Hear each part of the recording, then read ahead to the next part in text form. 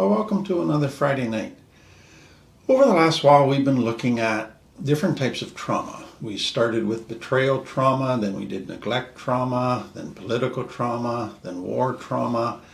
And tonight I want to talk about captivity trauma. And I realize for some this is going to stir up some painful stuff if they've been in captivity.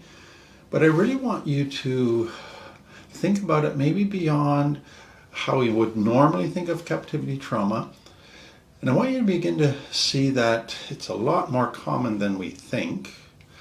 But more than that, all of captivity trauma has an element of complex trauma. Because in captivity trauma, you're in an ongoing situation of danger that you can't get out of.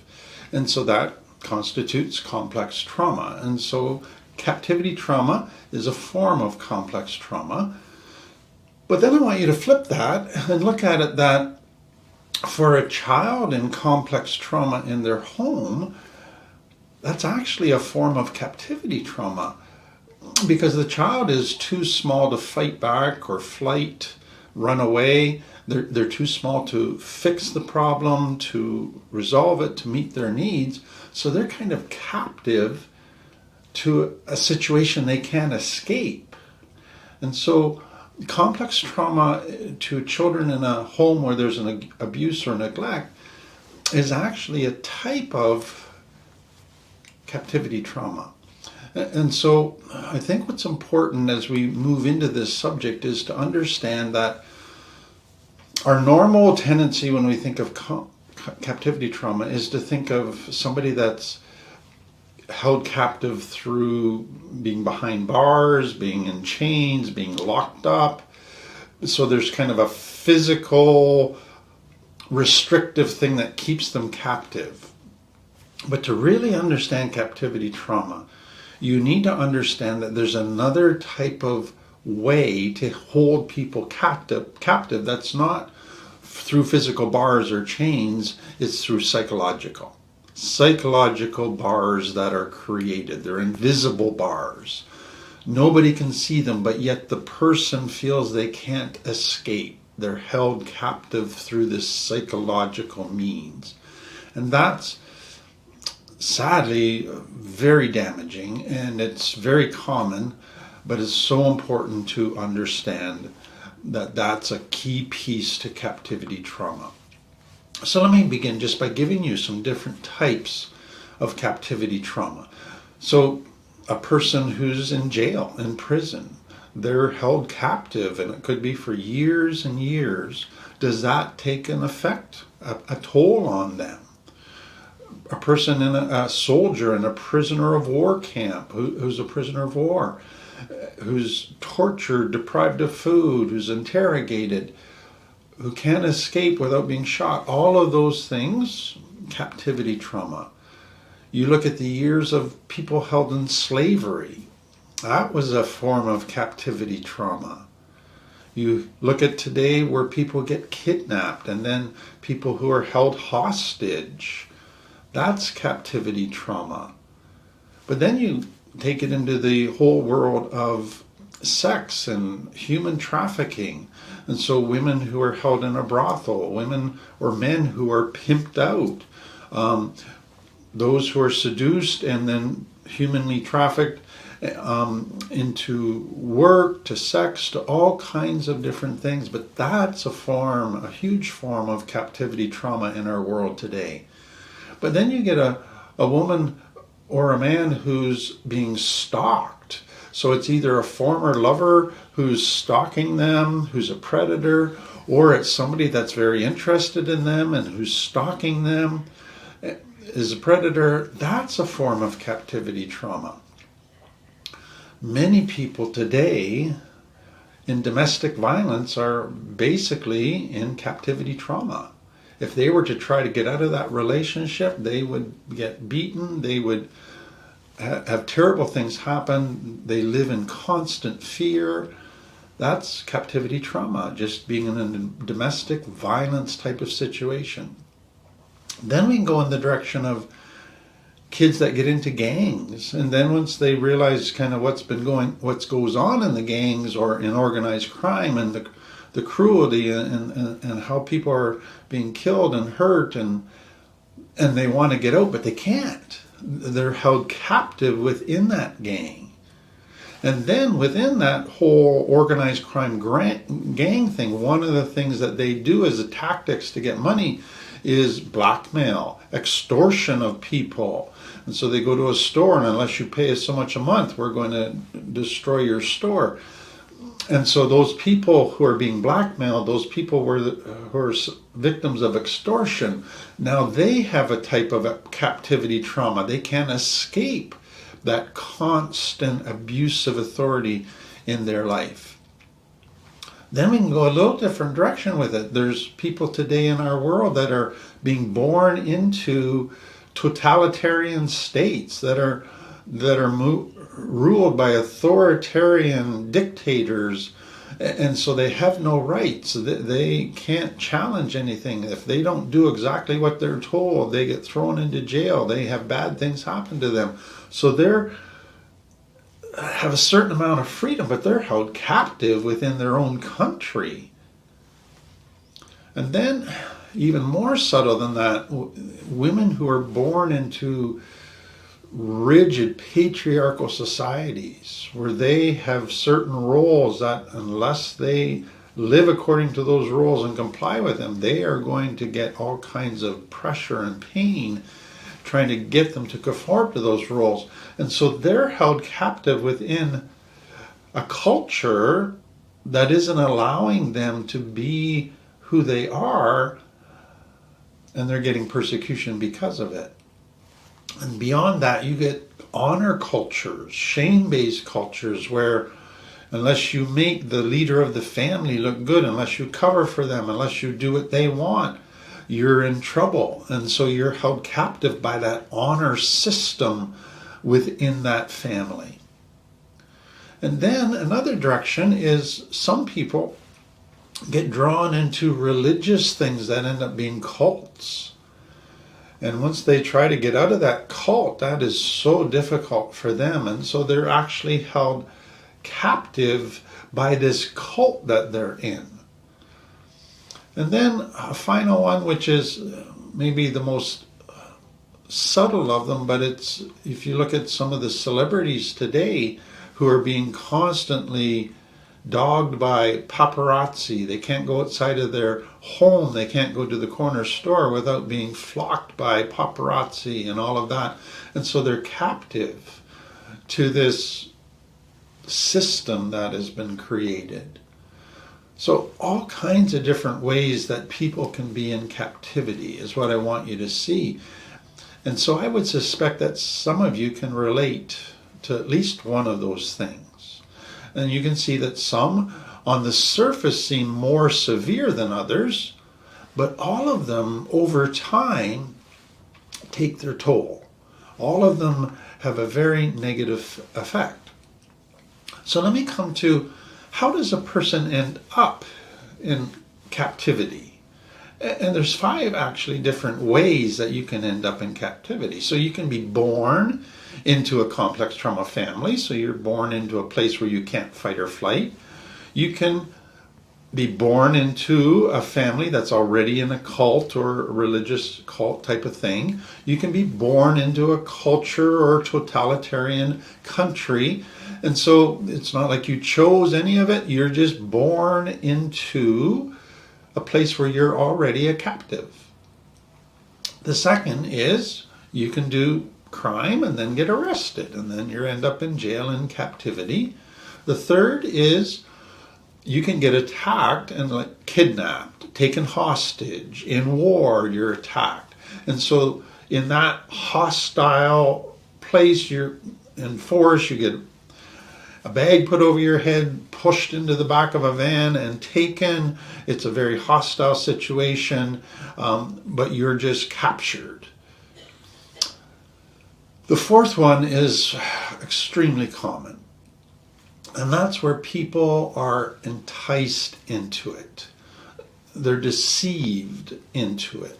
And so we call this grooming of children, where you person gives them candy, a person breaks down their inhibitions and gets them to trust them, and then they get them to go into their van and they're captured. Or we get women who get a person that pretends to be their boyfriend and buys them gifts and does all kinds of things for them, and eventually pimps them out. Or people that get drawn into religion cults that look like they care for them and are going to take care of them, and then they find out that they're in a cult. Or kids that get drawn into gangs because they seem like such a loving family. And so what is important to understand with that deception, getting drawn into it, is that organization or that person leading the organization, they realize that you have some needs that you might not even know you have. To be loved, to be validated, to be cared for, to be adored, and they meet that need up front. But it's a form of manipulation. It's a form of grooming you.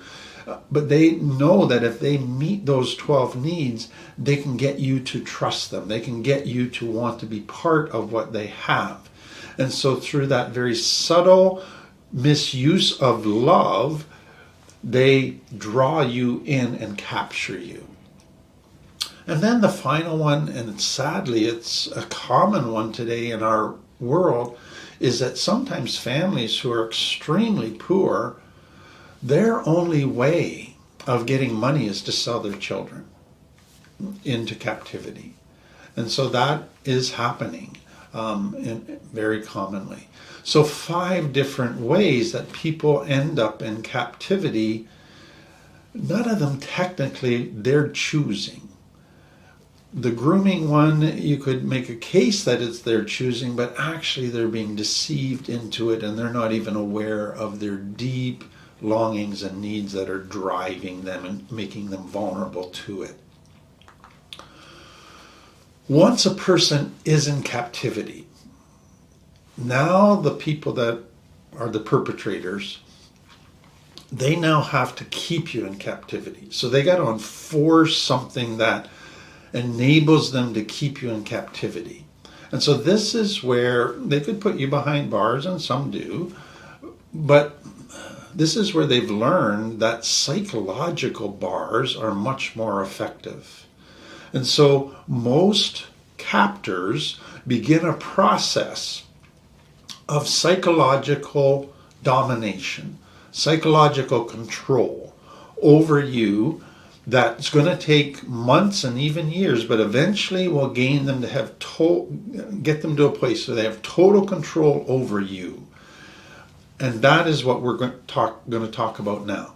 So Biderman has researched this and come up with a chart of coercion. And it's just some of the ways that perpetrators use to gain psychological control over people in captivity. I want to expand on that and show you that this is complex trauma tactics at its highest form. So the first thing that they have to do in order to maintain control over you is to keep you in fear, even terror. That if you don't do exactly what they want, something terrible is going to happen to you. You're going to get tortured, you're going to get punished, or something bad is going to happen to those you love. And so this is where violence, threats, blackmail, all of that comes into play in order to establish this massive sense of fear that I better do what I'm told or something terrible is going to happen. And so pain and fear become a key part of this. But a second thing that they will do is isolation. They need to isolate you from any other people that are positive influences on you.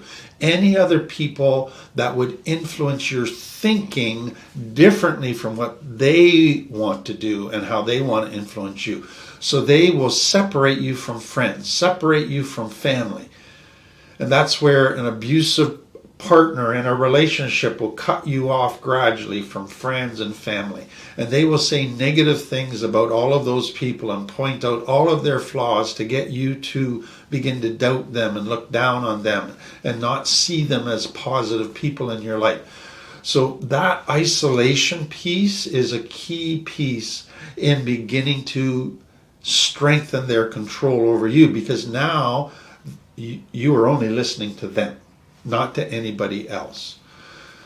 Another thing that they often will do is deprive you of your needs. So they'll let you go without food. They'll let you not go to the bathroom. They'll do all kinds of things to deprive you of your needs. That wears you down. That helps you see or feel how helpless you are, how powerful they are. That helps you realize that you are dependent on them. And so they're in this process of creating that feeling deep inside of you. Another thing that they can do is they will do things to humiliate you. And so they'll do things that just show you as a failure, to show your flaws, to have you fail, to have you teased, to have you defeated by a whole bunch of people. They will do all kinds of things just to humiliation after humiliation. And that is gradually eroding your sense of self-worth, your sense of value. What they are seeking to do gradually over time is to increase your shame. That is key to understand, to erode your sense of positive self-identity, because they want to get you to a point where you have zero positive self-identity. What they're doing in all of this is trying to demonstrate to you that they are omnipotent, that they have power to do whatever they want, to get away with anything. They can get to anything that matters to you. They can destroy anything you love. They have ultimate power in your life. Nobody is more powerful than them, and nobody can stop them. That is a key psychological piece that they want you to believe. The next thing they're doing is creating total dependency on them, so that they are the only person in your life who is meeting their needs, who is capable of meeting their needs, your needs. They feed you, they give you clothes, they give you a home, they protect you. They are the one that you're totally dependent on for all of your needs. So it's almost like they're reducing you to an infant state where they are the parent that you need for everything. The next thing that they use is gaslighting.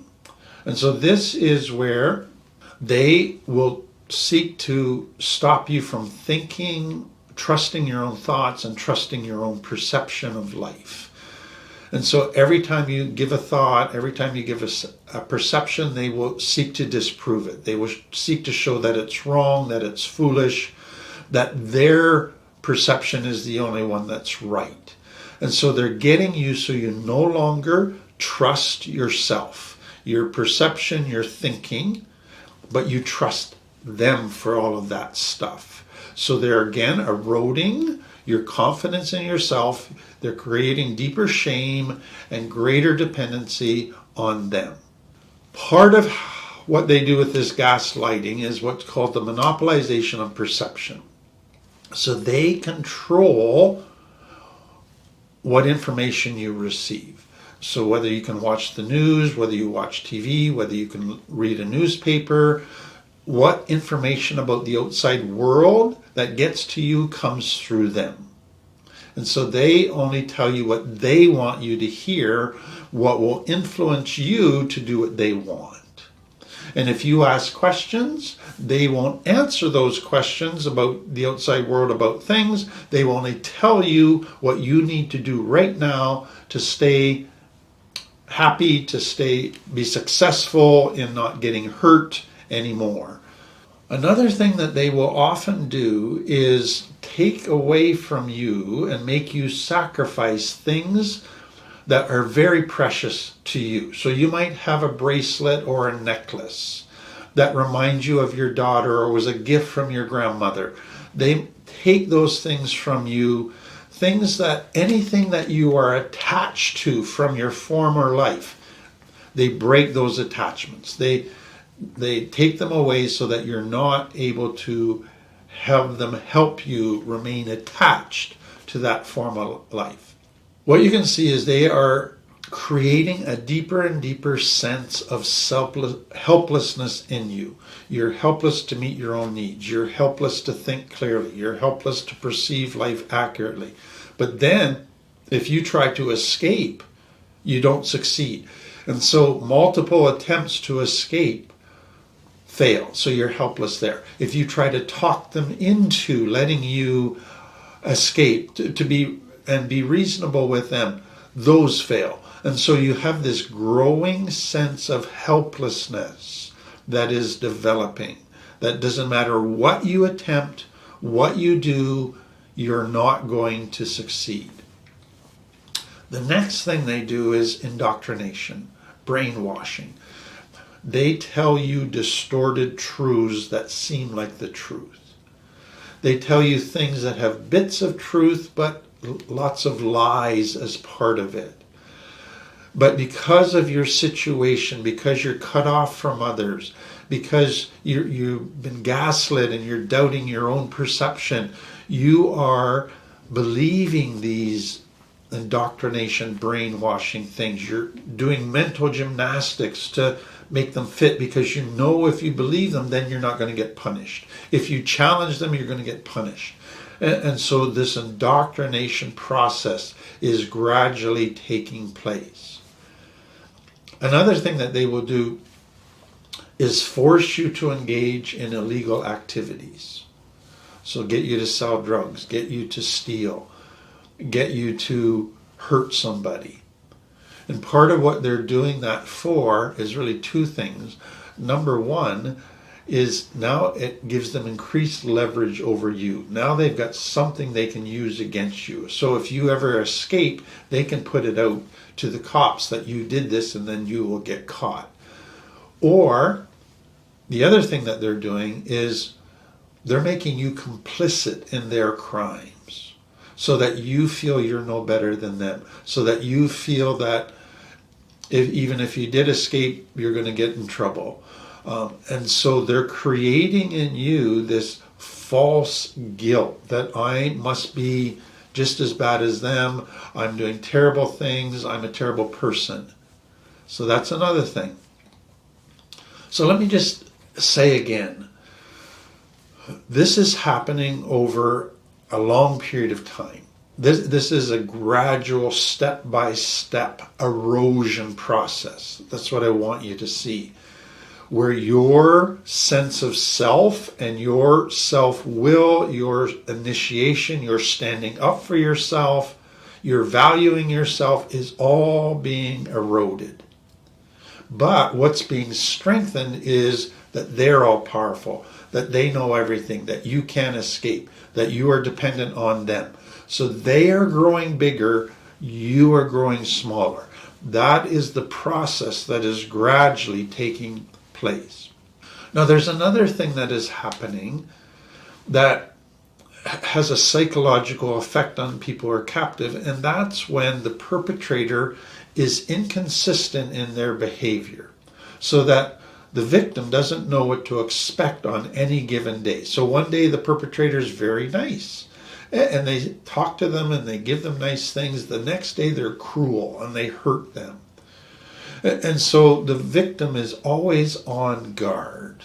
Another thing that is happening through the gaslighting, through this conditioning that's going on, is the perpetrator gets to the place where they're basically saying to the person, if you want to be successful and happy, just do what I want you to do. Just comply with my rules. If you comply with my rules and do what I want, you're going to have a wonderful life. You're going to be successful. You could make a lot of money. You could be a really happy person. But you got to do what I want. You got to comply. And so that is the overall message that is being pumped at the person day after day, that compliance will result in happiness and success and definitely survival. And so what does that mean? That means I have to put my needs aside and the perpetrator's needs are all that matter. I can't care about me. I can have no needs. I only respond to their needs. So in that system, it's easy to go, okay, that's healthy. I just have no needs and I take care of them and everybody's happy. Doesn't that sound like a complex trauma family and a child trying to figure out how to make this work and not get hurt again and how to get their needs met? Oh, just have no needs and make the other person all important. And that is what is happening.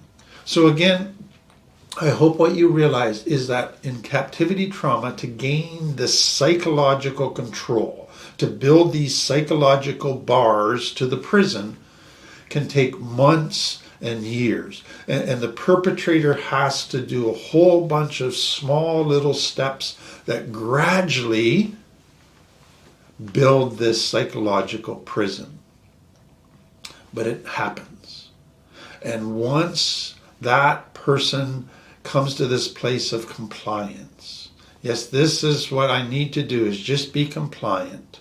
That's my best chance of survival, my best chance of happiness, because I can't escape. I'm helpless to escape. There's no point trying. Once that's been established, the perpetrator still doesn't quit. The perpetrator now has to maintain the control that he spent months and years building.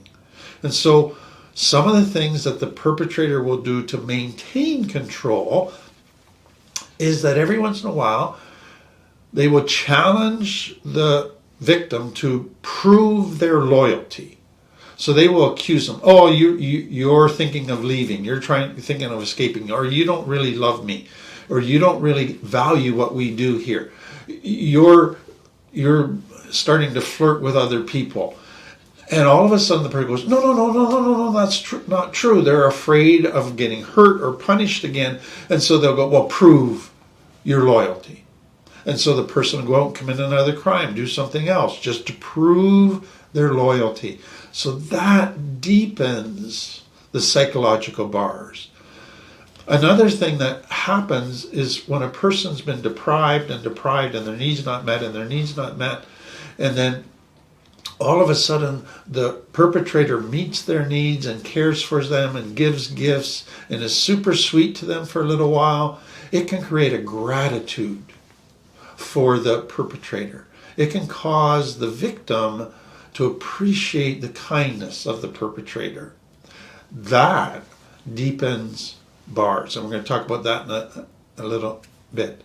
One other thing that can happen is what happens to a person who lives in captivity trauma is really part of what's happening in their way of surviving is they learn to fawn. You give them what they want. You act sweet. You always do what they ask you to do. You go out of your way to be kind and do extra things for them. So you fawn. If that seems to work, if the perpetrator rewards that, if the perpetrator says, wow, you are such a wonderful person and gives you special privileges because of your fawning, then that to your brain says, okay, you found the solution. Continue to fawn. What is that though? That's compliance at an even greater level. But your brain is convinced that that is the way to go. So that deepens the psychological bars. Another thing that the perpetrator can do is, through the gaslighting, create false guilt. So perpetrator is angry or upset. They can go, it's because you didn't do this today. It's because you have been in a bad mood lately. It's because you have not been helping as much as you normally would. It's your fault that I'm so upset. It's your fault that I'm hurting you because you deserve it. You brought this on yourself. And so they constantly twist things to make it the fault of the victim. And so the victim now, every time they're being punished, every time they're being neglected, every time the perpetrator is angry, is going, oh, I did it. What did I do? What did I do? It's my fault, my fault. If I'd only been different, if I'd only acted differently, none of this would be happening. And so this false guilt becomes a powerful tool that is used. And then one other thing that many perpetrators do to maintain their control is just develop very rigid rules. You have to do this by this date, by this time. You got to be home by this time. You can't go here. You got to do this. This is your daily routine. You can't vary from that. And so there's just a very rigid black and white rules that are enforced, that are just part of maintaining all of that control. So let me just have you step away from this for a minute and just make a couple observations. What the perpetrator has been doing in this whole process, in making the victim, eroding their worth and making them smaller and smaller and making themselves bigger, is to get the victim to the point where they believe that the perpetrator is the most powerful person in the world, the most influential, powerful person in their life. Nobody is more influential, nobody's more powerful than the perpetrator. If the perpetrator can get the victim to perceive them that way, that strengthens their control so much. And that's why for so many people who are in abusive relationships, they have opportunity to leave the relationship, but they don't, because that person is the most powerful person. That person is the most influential person. And so that person still maintains this amazing power and influence over them without saying anything. The next thing that I want you to see is behind every system of captivity is a narcissist. A narcissist who is trying to use people to do what they want, to give them what they want, so they can be in control, so they can live however they want. They need to control all these people and use all these people. And so it's important to realize when you're trying to get out of captivity, you are dealing with a narcissist. So you can't go to a narcissist and try to use reason and logic and say, I want to reason with you that it would be good for me to go, it would be nice for me to see my parents, it would be nice for me to see my children. You can't use logic, you can't use that with a narcissist. And so don't think that you can use healthy tools that you would use with another healthy person in a relationship with a narcissist. It's just totally different. Let me have you think kind of scientifically about what's been going on here. So what was the goal of all of that psychological control tactics? It was to bring the person to total compliance. That's what the perpetrator was doing, to bring them to a point of total surrender to the perpetrator, of never putting themselves out there, of never trying to escape, of never trying to get what they want. Total compliance. That was the goal. What is that in the trauma language, in scientific language? They were wanting to bring this person to a point where they were constantly in their dorsal vagal state, which is 100% parasympathetic nervous system going all the time. Now, when 100% parasympathetic nervous system is going, that's when there's a shutdown where you dissociate or fawn.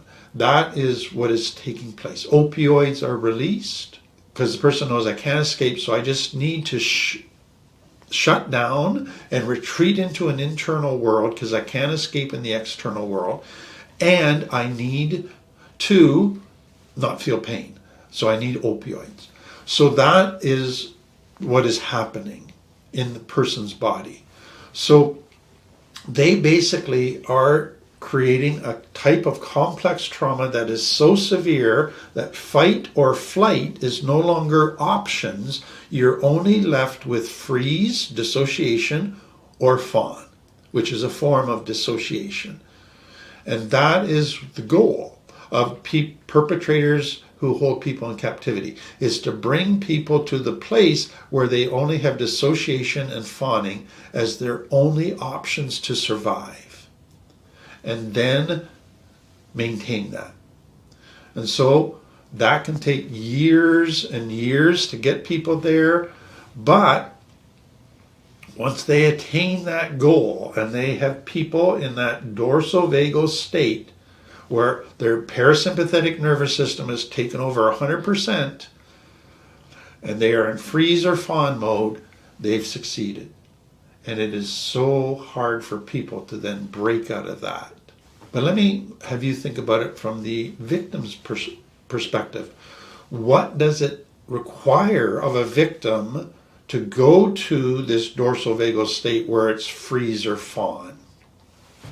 Basically, they have to murder their soul. They have to kill parts of themselves. They have to shut down their needs. They have to shut down their emotions. They have to shut down their initiative. They can no longer trust people. They have to shut down listening to their guts and their alarm system. So they're shutting down more and more of themselves to get themselves to this place of compliance, fawning or freezing.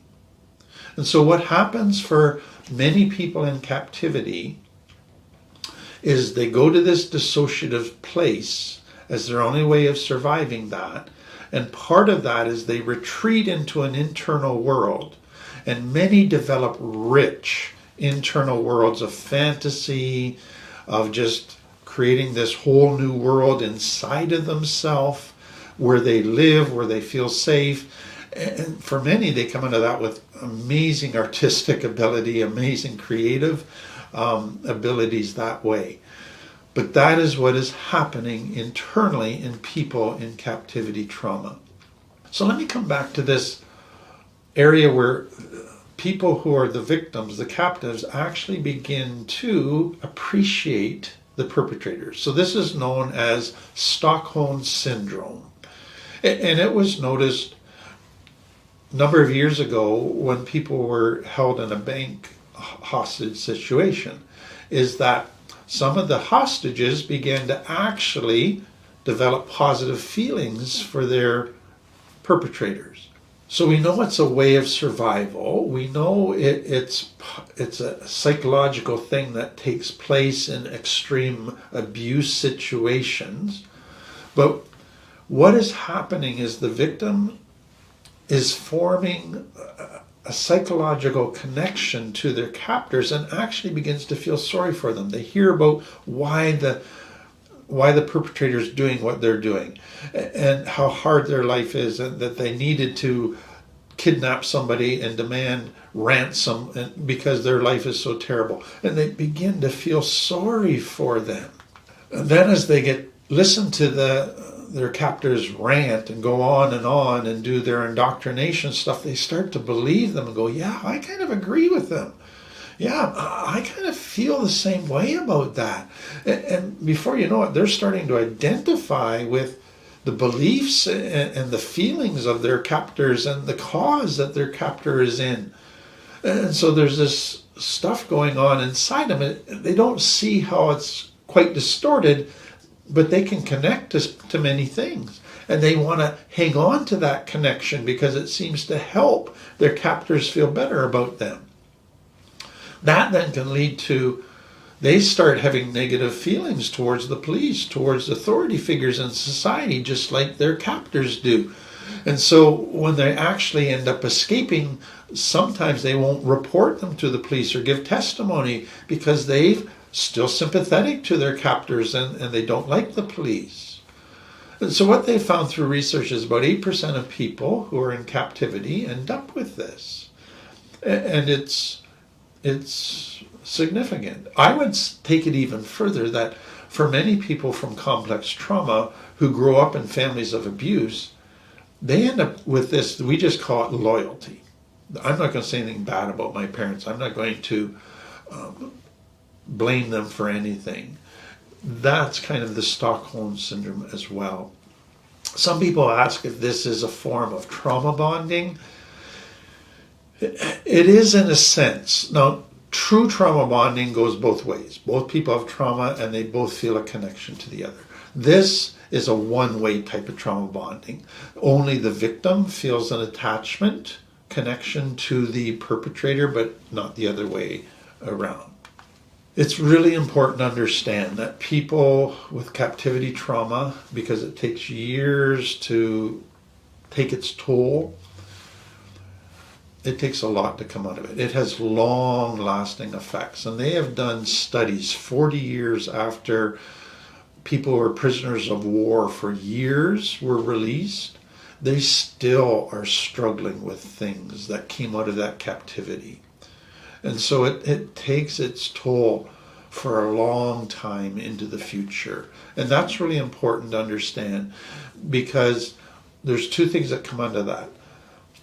Number one, it's going to take a while to heal, and you have to accept that. Number two, when a person is finally freed, and you go, oh, you're free now, you just don't go back to your old way of life.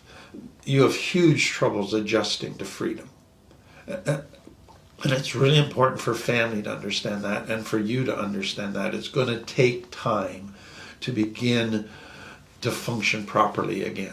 And so here's very quickly some of the things that people go through. Flashbacks, nightmares, memories that pop up of those times in captivity. Often sleep difficulties are part of that. So that's pretty much a PTSD type symptom. And then when they're in relationships now and talking to somebody, it's difficult often to be present in the conversation. They're just, something keeps dissociating from the present. They can have difficulty concentrating. They're hypervigilant in social settings, hypervigilant when they go out. That's just a key part of it. They begin to have anxiety issues, deep fear, anxiety that just constantly is there now. Is this going to happen again? Will I be taken captive again? Will this happen to my children? And then often with that, some real deep depression issues can come out of it. And so that's huge ramifications there. Many then end up with addiction issues. That's the only way to numb all of the pain and memories. So it's their kind of their way of coping. And then claustrophobia for some. They now have a fear of small spaces. Whenever they're around, even an elevator, they just panic. So that can be a key one. For some, there's just this ongoing sense of helplessness. They have difficulty making decisions because they weren't ever allowed to make decisions. They were told they're stupid. They were always made to doubt their own perceptions. So making a decision is super difficult. Taking on a responsibility where I'm responsible for this project, that is just too scary, too much. Taking initiative for myself to say I need this or I'm going to do this, you just don't do that. And so it takes them a long time to get out of this trained helplessness that had been there for years. Some people that come out of captivity, they just don't want to be around people, so they would like to be in isolation, but they find that to be disastrous. Others just never want to be alone, and so they can become very needy, and that has its challenges. Most will find that they have certain things that they're avoidant about. They avoid lots of different types of situations socially. They avoid certain types of people. They avoid things that would trigger memories, events that would trigger memories. And so they tend to start avoiding lots of different things that they maybe used to do all the time. And then there's this built-in now over-caution about a whole bunch of things. They're just super cautious in everything that they do. They have difficulties with relationships that used to be easy, that used to be enjoyable. And so that's relationships within their own family, intimate relationships that they used to enjoy and be good at, now are difficult. Now they don't do well. And so there's a change in the family dynamics that the family just doesn't know how to handle. And that's a very common thing.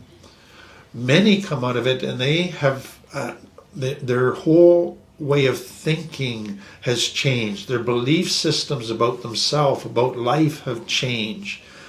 They feel a lot more guilt and shame and fear than in the past, and that affects them. So they get all these new underlying issues, new ways of thinking, new beliefs. And then they're just not interested in a lot of stuff that they used to be. So it's like they're a different person. They've changed in many ways.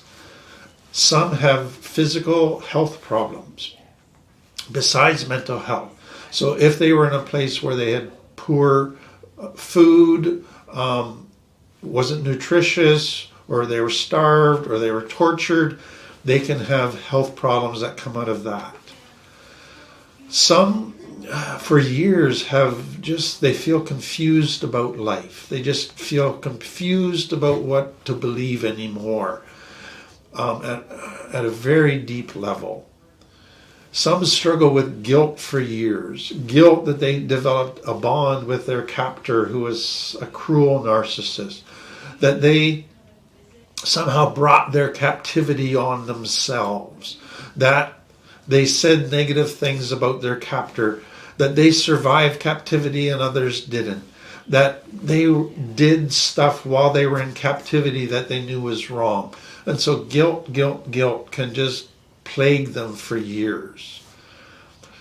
It's interesting that some lose their sense of time. They don't have an internal clock anymore. And that's because captivity just goes on, and you just lose track of time. You just dissociate. And so many coming out of captivity can have trouble being punctual, getting stuff done in time. They just lose track of time. And the final one is people coming out of captivity because of all those other things can just struggle with suicidal ideation from time to time. So what I want you to see is captivity trauma is a form of complex trauma, and the ramifications are huge, and they are long-lasting. And so how do you recover from it? And I have to say up front, it takes time, and you have to be patient with yourself. And not expect a quick fix, and just know this is going to take very deliberate, focused work and connection over a period of years, and then I'm going to gradually see growth and improvement happening. So you got to deal with the trauma and really work with somebody who's going to help you heal the trauma. Then you got to deal with all the shame that developed as they eroded your sense of self and created this sense of helplessness. Then you have to begin to deal with those underlying beliefs that came out through indoctrination and brainwashing. And then you have to look at the ways you subtly adapted, dissociating and fawning, and things you did to survive that you're going to still feel a tendency to want to do in certain situations, but you know aren't healthy. So that's massive growth and change and healing that needs to take place. Then you're going to gradually need to start taking self-initiative and taking some little responsibilities so that you're pushing yourself to grow in those critical areas. You're going to have to build little bits of trust with one or two people so that you're beginning to build trust again, and that's not easy. You're going to have to learn to manage this fear and anxiety, because it's not just going to magically go away. So you have to learn mindfulness and grounding techniques that help you learn to manage this so that it doesn't paralyze you in life. Some people find somatic therapies are very helpful. So EMDR, pet therapy, art therapy, music therapy, yoga, all those kinds of things can be really, really important in just gradually helping you to regulate your nervous system again, helping you to get your vagus nerve back to a healthy state. It is just very helpful for people. One of the difficult things, but important things, is you need to develop some connection. A group of people, one person for sure, that you're trusting, you're opening up to, you're being authentic, you're talking about how you're doing, you're talking about memories. All of that is so important, that connection piece, if you're going to heal. And if you can find a support group that is a group of safe people who get you, who support you, who let you process what you're going through, so critical for your healing journey. And so that's where, again, I encourage you, if you can find a good program, like our LIFT program with people who get this stuff, where you can begin to open up and have deeper self-awareness and understanding. It can be such an important part of your healing journey. Let me say a final thing. Captivity trauma, human trafficking is really becoming a big topic in our culture today. It's becoming known more and more. And what often happens with that is organizations start popping up, wanting to try to help in this area. And when organizations pop up, they're looking for people who will share their stories, who will be spokespersons, who are kind of their poster child. But sadly, what I have seen is that often what these organizations will do is they'll help somebody get out of human trafficking and then right away want to put them in the spotlight and tell their story. And that can do so much damage because the person's not ready for that. The person hasn't healed enough to be able to handle the pressure and stress of that. So if you're coming out of captivity and you are part of a group that wants to all of a sudden put you in a public light and you just know you're not ready for that or that would be dangerous for you, it's okay to say no. It's okay to say, hey, not there yet, maybe in a couple of years, but not now. And don't feel guilty about that. This is your recovery that you have to take care of. So that's the end of our talk on captivity trauma. Again, it might have been painful for some of you. Hopefully it helped you.